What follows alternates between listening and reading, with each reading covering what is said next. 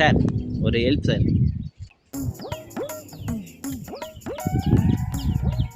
என்னப்பா வேணும்? சார் நான் ஐடியில் ஒர்க் பண்ணுறேன். நீ ஒர்க்கு புர்க்குங்கிற அப்படின்னா என்னப்பா?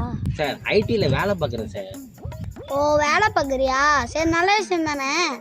பஸ்ஸில் வந்துட்டு இருந்தேன், டக்குன்னு பஸ்ஸு மிஸ் ஆயிடுச்சு சார். ஒரு 100 ருபீஸ் கிடைக்குமா? நாளைக்கு போய் உங்களுக்கு நான் ஜிபே பண்ணி விட்றேன். 100 ரூபாய் பிச்சை எடுக்கிறதுக்கு இது ஒரு வழி இருக்காடா? சார் என்ன சார் பிச்சை கிச்சன் கொச்சையாக பேசுகிறீங்க? நான் உங்களை என்டர்டைன்மெண்ட் பண்ணுறேன், அதுக்கு நீங்கள் காசு கொடுங்க, அது போதும். அப்படியாப்பா? என்ன பண்ணுவா? பண்ணி பார்க்கலாம். சார் நான் நல்லா பாடுவேன் சார், பாடி காமிக்கிறீங்களா?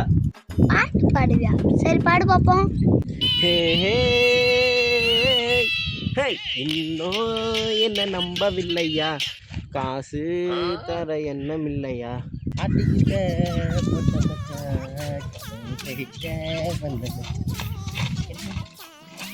கள்ள மச்சான், ஏய்